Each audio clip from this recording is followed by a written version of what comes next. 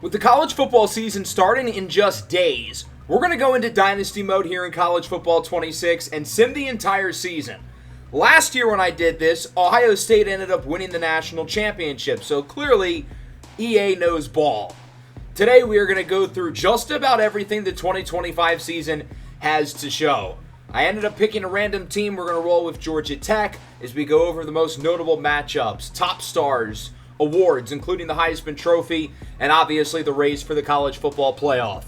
Jeremiah Smith headlines the Heisman Watch to begin the year, while Texas opens up the season ranked number 1.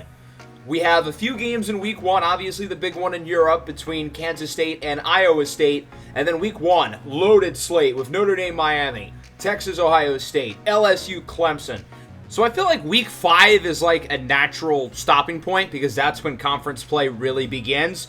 So let's take a look at some results through the first third of the year. Nebraska just beat Michigan. We just had that in the Virginia Tech Dynasty the other day. Ohio State is currently the number 1. I take it that they would have beaten Texas. As we take a look at all of the notable scores, Kansas State beats Iowa State in Ireland. Shootout, 53-51. Julian Sayin, 5 touchdowns in his first career start. Arch Manning was pretty much just as good, while Miami and Clemson ended up winning the other 2 games. Notre Dame off to kind of a shaky start.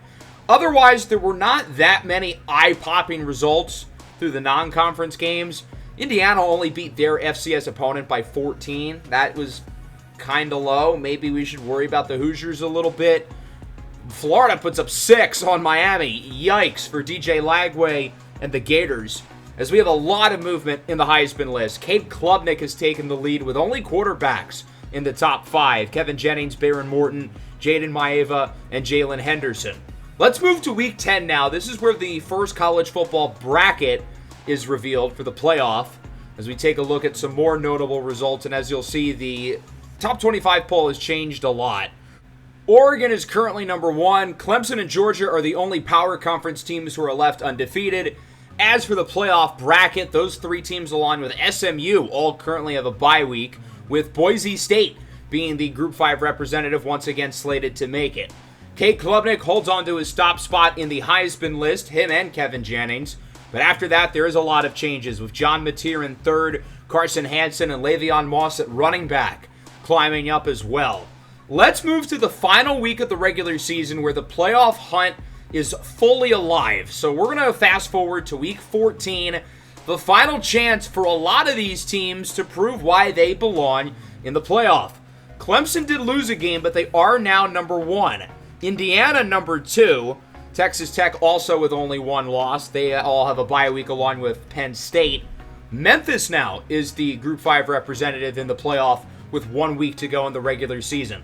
So in terms of the important games across the country, as I mentioned, a lot of these teams, this is their last shot to either build their resume or hold on to a playoff spot. A team like Georgia, who's not going to make the SEC championship, they can't really lose this game and end the season on a sour note. Nebraska and Arizona State, those teams are kind of looking to push their way up. Ohio State, Michigan, the winner is in, the loser is probably out. Texas Tech doesn't want to fall much further, same with Penn State, so those teams really got to win those games. Texas A&M versus Texas, the winner probably gets in the playoff. If USC wins, they're probably in. And then higher ranked teams like Indiana, Clemson, Oregon looking to strengthen their resumes and lock in spots in their conference championship games. So let's simulate 2 conference championship weekend. Ohio State beats Michigan, so it looks like it'll be the Buckeyes who get in the playoff, while Michigan with Bryce Underwood ultimately falls short. As for the other games, Georgia takes care of business. Illinois is number 9 with 3 losses. They barely beat Northwestern, but it looks like they will get one of those spots. Texas Tech with a close win. A little bit too close for them. Texas A&M beats Texas. The Longhorns out of the rankings entirely. USC loses to UCLA. So some movement right along the bubble. The number, I think, 11 team loses. Originally the number 10 team loses. So certainly a lot of shakeups there as we look at the conference championship slate. I'm most curious by the ACC and the Big 12 games because you have Clemson and Texas Tech who are pretty much locked into playoff spots, but then you have Duke and Baylor who could be bid stealers. Neither of them are in the playoff right now, but if they get in, they're not taking a spot from the team they beat. So that would push someone out like Arizona State, who's number 11, or Texas A&M, who's number 12. So those two games, I think, are especially fascinating in terms of the dynamics of the bottom of the playoff bracket. Penn State, Indiana is going to be a good game. That probably decides the 1 seed. Toledo controls their own fate. They are now the Group 5 representative. I guess Memphis lost their last game of the regular season. So let's simulate to the playoff reveal. Cade Klubnik, who's been the favorite for the Heisman for most of the year, officially takes home the award. As for the rest of the Heisman list, behind Cade Klubnik, we've got John Mateer in second. Fernando Mendoza climbs up to third, with Kevin Jennings and Byron Brown also on the list. As for the All-Americans, some interesting names here. A lot of the big names are off the list, which isn't necessarily a bad thing. I feel like in College Football 25, the All-American teams were way too dependent on player ratings, especially like the non-premium positions, like offensive line and defense. But here it really is based on statistical production, which is how it should be. I feel like College Football 26 simulation is a lot better than 25. The logic in terms of player awards and team performance just makes a lot more sense this year. So let's go conference by conference, going over the notable conference championship results. Clemson in a close one over Duke, Texas Tech in a close one over Baylor. So neither Duke or Baylor is able to steal any bids. They won't get in. Penn State beats Indiana. Florida loses to Texas A&M by 1. James Madison puts up 66. Not that that is super relevant for the playoff, but worth noting. Toledo controlled their own fate going into the week, but they lost. All of these Group of 5 teams are falling, so it's FIU who makes the playoff. They will head to the shoe in round 1 to play Ohio State. We've got Texas A&M, Miami. That'll be a good game. Arizona State, Georgia, and then Illinois, Oregon, a Big Ten matchup with Clemson, Penn State, Texas Tech, and Indiana awaiting the winners. I like that teams like Indiana, who lost the conference championship game, are still getting byes. They shouldn't be punished for playing in the extra game. So I like that college football changed that this year. Here are all of the bowl games across the country. Some of the notable matchups include UNC versus USC, Louisville versus Florida in the battle of teams who just missed the playoff, Kansas and Michigan playing again. Where have I seen these two teams in bowl season against each other? And then shout out our Virginia Tech Hokies playing Hawaii in the Tony the Tiger Bowl. All right, let's take a look at the first round playoff results. FIU gave Ohio State a battle, only losing by 3. The Buckeyes were down going into the 4th, so credit FIU for making it a game, but there's really one reason why Ohio State ended up winning this game, and that is Jeremiah Smith. 11 catches, 240 yards, and 4 touchdowns. Yeah, he's pretty good. Texas A&M beats Miami in a good game, 38-35. I'm surprised Miami didn't choke in the regular season. Mario Cristobal and his annual multiple November losses never get old. This year he loses in January, which honestly is progress for him, as Carson Beck gets outplayed by Marcel Reed, and the Aggies will play number 1 seed Clemson, who feels like the favorite to win the whole thing. Georgia defeats Arizona, another close game. Sam Leavitt was solid.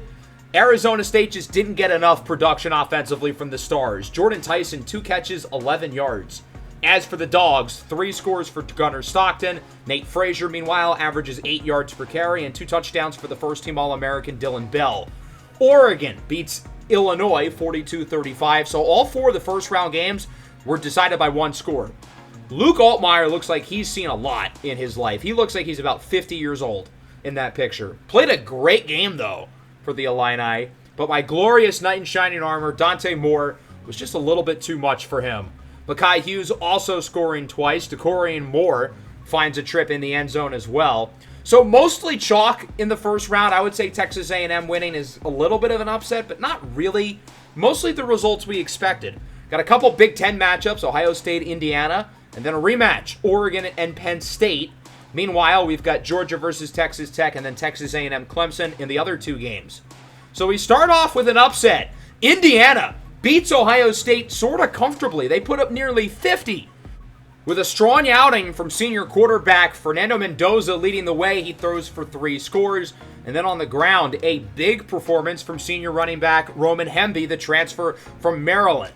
So Curt Cignetti wins a playoff game in his second season at Indiana, really leading this program to big things quickly. As for Ohio State, Julian Sayin did what he could, and Jeremiah Smith, as you'll see, is that guy. 8 for a $181 and another score, but it's not enough. Number 1 Clemson goes down. Texas A&M winning another big game in this economy? Heisman Trophy winner Cade Klubnik had a good performance, but it was not enough. The Aggies will move into the Final Four to play against Indiana. Marcel Reed was solid, I guess, but it was really Le'Veon Moss who led the way on the ground. Next up, another team who had a first-round bye losing. Texas Tech drops this game to Georgia. Gunnar Stockton was honestly not that impressive. Nate Frazier scores twice, though, leading the charge for the Georgia offense. And then the Bulldog defense has been really good through 2 playoff games so far against Arizona State and Texas Tech. These Big 12 offenses have not been enough for the Dogs. And then Oregon beats Penn State 31-27. Another good game from Dante Moore through the air. Justice Lowe leads the way for Oregon, while Drew Aller finishes his Penn State career with another mediocre performance and another playoff loss, despite over 9 yards of carry from Nick Singleton. So with that, we're down to 4. It's an interesting group. The 4, 6, 7, and 9 seeds. Indiana versus Texas A&M, and then Georgia versus Oregon. The first team going to the Natty is Indiana, 26-24. It was only a matter of time until Texas A&M would find a way to blow it. Fernando Mendoza with another good game, throwing for 2 more scores. Roman Hemby was really good on the ground as well. And then Tyler Morris with a big day through the air. Elijah Surratt, meanwhile, has been kind of quiet. Marcel Reed did not give Texas A&M enough in this one. So it'll be Indiana versus Oregon. The Georgia defense has been so good, yet they allow 51. A little bit of everything from Gunnar Stockton. A lot of yards, a lot of touchdowns, a lot of interceptions. Dante Moore with a great game against this strong Georgia defense. Mekhi Hughes played really well. Evan Stewart and Kenyon Sadiq both scoring. And then the defense making a lot of plays, ton of sacks, and then 3 interceptions. So we've got a Big Ten duel in the national championship. Oregon, Dan Lanning, Dante Moore, and the Ducks against Indiana. Who would have thought? Curt Cignetti 2 years ago was just hired at a middling Indiana program, leads them to the playoff in year 1. One-ups himself here in year 2. He's won 2 playoff games so far and leads his team to the national championship against the Oregon Ducks. You guys know who I'll be pulling for in this game, but it would be a pretty cool story to see Indiana, a team who has nationally been irrelevant in the college football landscape for such a long time, coming out of nowhere basically over a 2-year stretch to win the national championship. Hopefully that doesn't happen. I would love to see Oregon win another title. And I say another because I am claiming their unclaimed 2024 national championship. As an Oregon fan, it's like free ammo. You can never tell me we've not won a national championship ever again because Wikipedia says otherwise. Anyway, not the point. Let's simulate through this game. Pretty low-scoring start in the first quarter. The only points was an Indiana field goal, and it's 3-0. In the second quarter, much of the same. Offense never met her. Indiana scores a field goal. Oregon adds one late. It's 6-3. Oregon had a nice drive at the end, but they didn't end up getting points out of it. In the third quarter, we would finally start to see an offensive run. Indiana up comfortably, 20-3. Now, the good news for Oregon is they do have it near the goal line. Gotta score here, or else this game is pretty much over. And sure enough, they would not punch it in. They end up having to settle for a field goal. I don't know if I would have made that call. Granted, it does make it a 2-score game regardless. Defense ends up getting a much-needed stop for the Ducks, and now they've got to move down the field and quickly. They're getting a good little drive together, and finally, Oregon scores a touchdown. It took 15 minutes. They don't go for 2, though, which I do not like because the analytics say otherwise. Got to get a big stop here, defense. Huge run, 56 yards for Mendoza.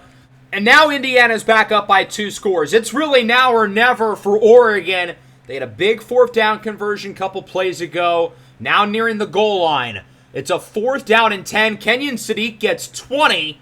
And sure enough, the Ducks do score with Jay Harris. 27-20. Got to get a stop, defense. And they do. I think this is where we're going to hop in and watch the rest of the game. Little under 3.5 minutes to go. Good starting field position with a nice punt return by Malik Benson. So Oregon is starting well past the 50. Dante Moore on the read option gets it past the 30. This Oregon offense had nothing going for most of the game. They had 3 points going into the fourth, but the offense finally has come alive. Apparently now we're on opposite sides of the field as Moore connects with Malik Benson. Oregon's got it in the red zone. That pass, though, is broken up on 3rd and 8, and the Ducks are obviously going to have to go for it here on 4th down. Their season could possibly be on the line. From the 11, with a man in motion, Moore looks to throw it up the middle. It's caught inside the 5 to the 1. I'm pretty sure that's Jay Harris, the 3rd-string running back. And then Noah Whittington, the very next play, scores a touchdown, and we are tied. The former Western Kentucky Hilltopper will knot this one up at 27 with 1:50 left to go. An impressive comeback. Without the starting running back, Mekhi Hughes, who got hurt earlier in the game, Indiana's running back, Roman Hemby, who's had a great playoff run, was also hurt earlier in the game. There's Elijah Surratt past the 40. Good start for the Hoosiers. They've got 3 timeouts, and all they need is a field goal to take the lead. Mendoza wants it all. Wide open inside the 10. Jaleel Florence, the corner, is 99 speed, yet he still lost the rep. So now Indiana can really control the clock. And even though Oregon forces a loss on 1st down and Puddles here looks awfully happy, he really shouldn't be because Oregon just used their last timeout. The Hoosiers have full control of this clock. They'd be smart not to score as they don't get in on 2nd down, bringing it to the 5, and they're going to chew a lot of clock. They honestly should have chewed a little bit more. Mendoza, as you'll see, snaps it at like 15 seconds. But sure enough, Indiana does not get it. Game and play clock separated by a second, and they're going to go for the field goal. To win the national championship, Oregon does not have a timeout to ice the kicker. With 5 seconds left, it's good. And Indiana takes the lead 30-27 with seconds to go in the national championship, and it'll likely come down to a kick return. For all the marbles, can the Hoosiers shock the world and win the championship? This officially will be the final play of the game as he's wrapped up shy of the 30. Who would have thought in year 2 of the Curt Cignetti era, the Indiana Hoosiers have won the national championship, defeating the Oregon Ducks 30-27. An unbelievable, unreal, unlikely turnaround by Indiana. Made the playoff last year, wins the national championship this year with quarterback Fernando Mendoza, the college football playoff MVP, leading the way. Curt Cignetti can probably coach at any program he wants to, but he's got a good thing here at Indiana. There's no reason not to stick around and become an all-time hero for this school. As Mendoza wins the player of the game, 285 yards through the air. He also had like 115 on the ground as he holds up the college football playoff trophy. So we'll see if, like last year, history repeats itself. If it does, that'd be pretty crazy. An Indiana national championship. What would that do for college football discourse? An impressive comeback, though, for Oregon, scoring 24 of their 27 points in the fourth. But you can't not show up for 3 quarters on offense and expect to win the game. Indiana dominated on the ground, despite their starting running back, Roman Hemby, getting injured. Dante Moore did what he could. Not his best overall game, although he did still finish with over 400 yards. As the Ducks fall short, and they still only have the 1 national championship in 2024. I do not care that it is unclaimed. It counts in my heart. So Indiana wins the whole thing. I do want to look at the stats across the country, though, to see who ultimately led. Gunnar Stockton leads in passing yards, Fernando Mendoza in touchdowns, and then Ja'Cory Brown in interceptions. He was a demon in the Kansas Dynasty at UCF last year. Big year for Daquan Finn. He's like 50 years old, but Unk still got it. Looks like DJ Lagway and Julian Sane were both really good. Those 2 guys positioning themselves as probably the best long-term prospects at the quarterback position. Mekhi Hughes wins the rushing title. Le'Veon Moss has the most touchdowns. I feel like there's too many guys with like over 20 scores. I think that's a little bit inflated. Dylan Bell leads in catches. Jeremiah Smith leads in yards. And touchdowns goes to Cole Wilson. Only 4 players averaging over 100 yards a game, which feels kind of low. No issues with this group of 4 guys. Even Nathan Acevedo, he was also kind of good in the Kansas Dynasty last year, I think at Arizona State. But in the Virginia Tech Dynasty, I feel like there's way more than 4 guys averaging over 100 yards a game. So just an interesting notice of a difference. And then defensively, we have to go by conference for sacks and interceptions. What a year for Kyle Lewis. Oh my God, 19 sacks, 4 interceptions. I will say, I think pass rushing is a little bit too ratings based. And you can kind of tell by the conferences, like in the ACC, the Big Ten, and the SEC, there's a lot of big sack numbers, but it's not really the case in the smaller conferences. I like that the ratings matter because they should matter, but an 85 overall in the Conference USA should be able to dominate like a 95 overall in the SEC. As for interceptions, again, I like that a lot of the top higher-rated defensive backs are up here. Alford on Arizona with 7. A.J. Harris from Penn State goes into the year as a highly projected pick. Leonard Moore might be the best quarterback prospect in the country. But there's also randomness because in terms of interceptions, it's not necessarily a play where all the best guys are going to be there.